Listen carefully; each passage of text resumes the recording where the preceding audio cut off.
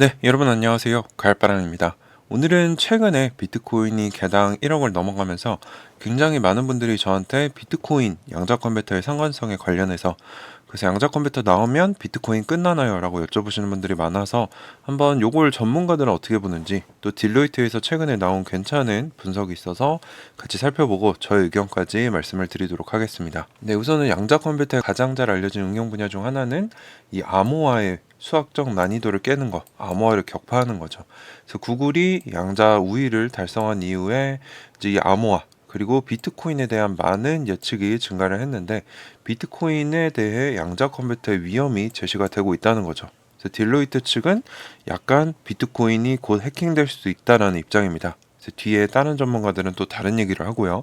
그래서 이걸 먼저 보겠습니다. 그래서 이 기사에서는 이 양자 컴퓨터가 충분히 발전하면 얼마나 많은 비트코인이 도난당할 수 있는가, 또는 비트코인이 도난당하는 위험을 막기 위해 어떤 조치를 취해야 하는가, 그리고 블록체인은 현재와 앞으로도 양자 공격에 내재적으로 이 내성이 있는가, 저항할 수 있는가를 살펴본다는 겁니다. 자, 그래서 현재 양자 컴퓨터가 이 비트코인 해킹할 수 있는 이유 중에 하나가 이 비트코인의 블록체인은 비대칭 암호화를 씁니다. 그래서 두 개의 암호 키를 가지고 있는데 개인 키와 공개 키를 가지고 있다는 거죠. 근데 이 두 개가 수학적으로 관계를 가지고 있습니다. 그래서 개인 키는 비밀로 유지가 되고 공개 키는 공개적으로 누구나 알 수 있는데 일방향 함수라는 특성을 가지고 있어서 개인 키를 가지고 있으면 공개 키를 쉽게 알 수 있지만 거꾸로는 어렵다는 거죠. 공개 키는 공개되겠지만 이걸로 개인 키를 알아내긴 어렵다.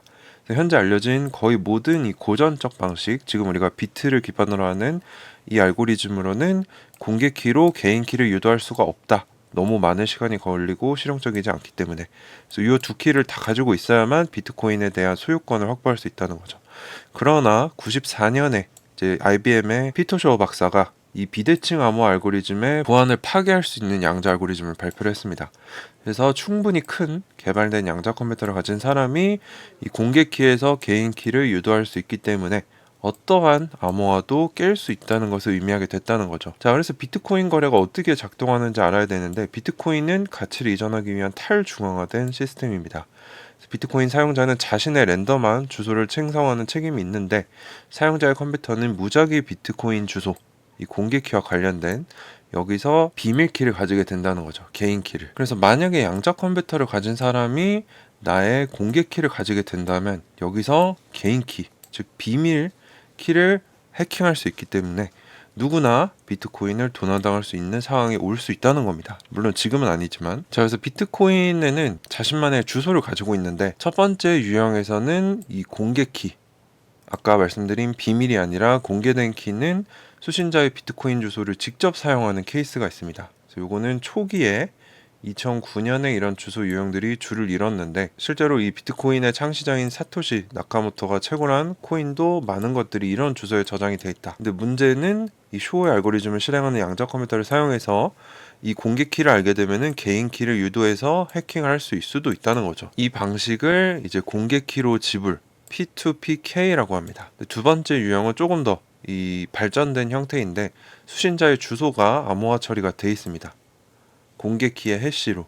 그래서 해시는 일방향 암호화 함수이기 때문에 공개 키가 직접 노출되지가 않는다. 이거를 P2PKH라고 한다. 이 방식일 경우에는 양자 컴퓨터가 공개 키를 모르기 때문에 개인 키까지 접근하기가 어렵다는 거죠. 하지만 만약에 이 방식의 P2PKH 주소에서 자금이 전송이 된다면 공개 키가 공개가 된다는 거죠. 그래서 이럴 때는 문제가 될 수가 있다. 그래서 한 주소의 재사용을 하면은 안 된다는 거죠. P2PKH 방식도. 자, 그러면 대형 양자 컴퓨터가 가용하게 되면 얼마나 많은 비트코인이 도난당할까라는 질문을 던집니다. 그래서 이 딜로이트의 애널리스트들이 비트코인 블록체인 전체에서 양자 컴퓨터 공격에 취약한 코인들을 식별을 했는데 거기에는 아까 말씀드린 아직 구식 방식인 P2PK 주소 그리고 신식이지만 이미 한번 사용돼서 공개키가 노출된 재사용된 P2PKH 주소 이 두 가지가 취약하게 되는데 현재 보시면 총 비트코인 숫자는 2009년부터 2020년까지 쭉 상승을 하고 있고요. 구식 방식인 P2PK는 일정 수량을 유지를 하고 있고 재사용된 이 신식 방식의 P2PKH 코인은 2014년까지 늘었다가 현재 횡보를 하고 있습니다.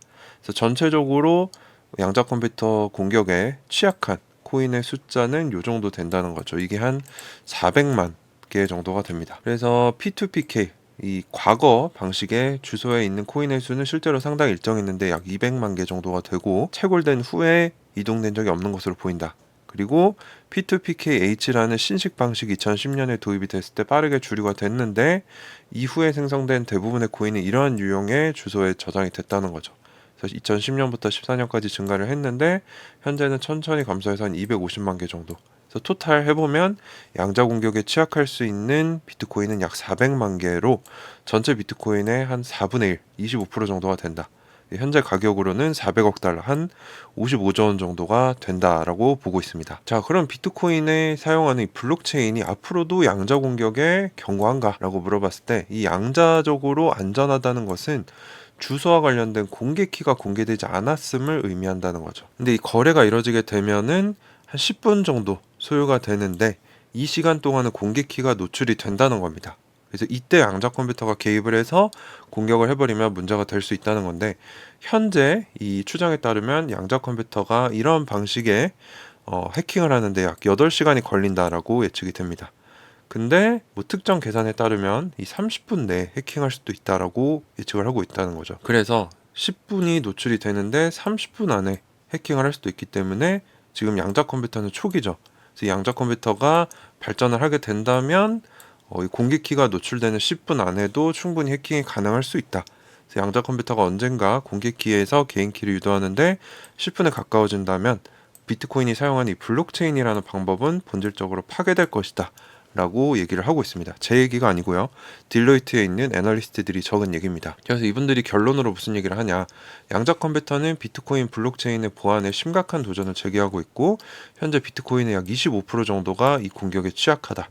그래서 여러분들이 하셔야 될 거는 새로운 P2PKH 주소로 코인을 이전하고 거래를 하지 말고 기다리고 있어라는 거죠. 거래를 하게 되면은 새로운 주소로 또 옮겨야 되고 그래서 많은 비트코인이 도난당하는 상황이 나올 수 있다는 겁니다. 나중에 양자 컴퓨터가 발전이 되면 그러면 비트코인의 가격은 급락하고 기술에 대한 신뢰가 상실할 것으로 예상이 된다.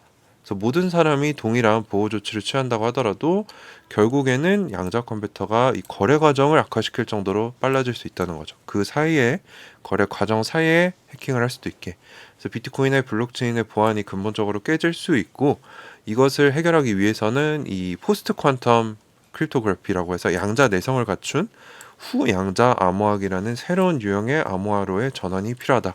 이게 들어오면 이제 블록체인도 양자 컴퓨터에 대해 안전할 수 있을 것 같다라고 다소 좀 과격하게 얘기를 합니다. 그래서 저는 이 딜로이트 애널리스트들의 얘기랑은 조금 다르게 생각을 해요. 왜 그러냐? 일단 제가 조사를 했을 때는 뭐 여러 가지 전문가들의 얘기를 추가적으로 말씀을 드리면 이 영국의 양자 암호화 기술 기업인 알키퀀텀의 창립자는 뭐라고 하냐? 2026년에는 양자 컴퓨터가 블록체인을 뚫어버릴 거다라고 얘기를 했고요. 이건 좀 아무래도 양자 컴퓨터 쪽 분이니까 조금 진보적인 발언일 수 있고 이 암호화폐 진영의 이더리움 공동 설립자인 찰스 호스킨스는 뭐라고 했냐?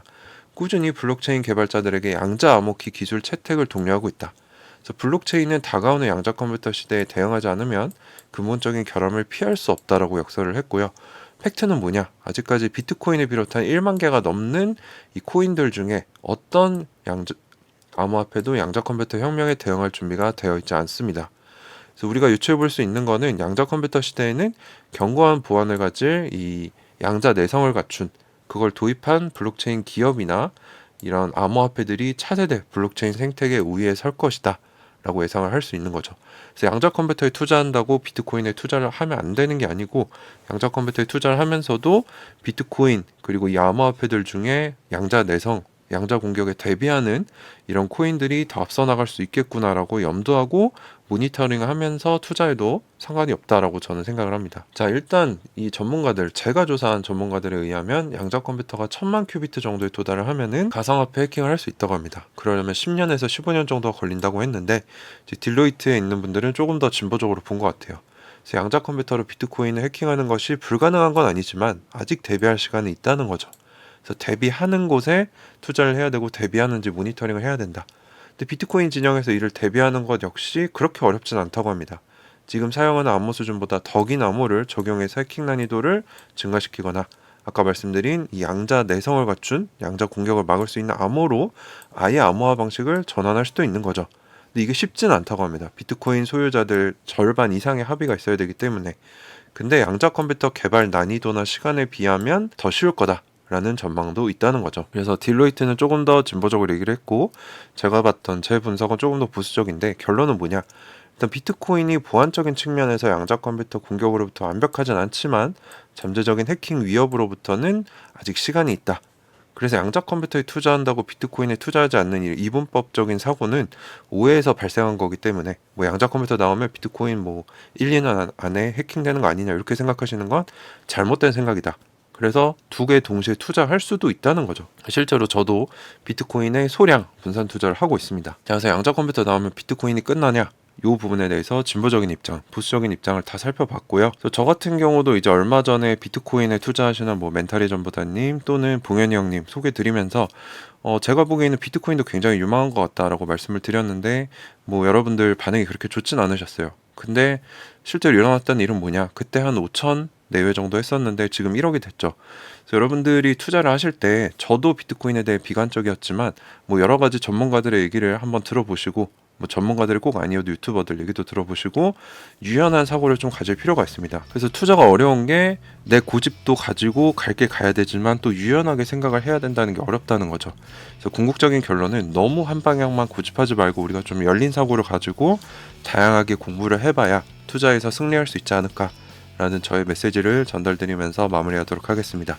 네, 오늘도 끝까지 시청해주셔서 감사하고요. 도움이 되셨다면 구독 한 번씩만 꼭 부탁드립니다. 감사합니다. 가을바람이었습니다.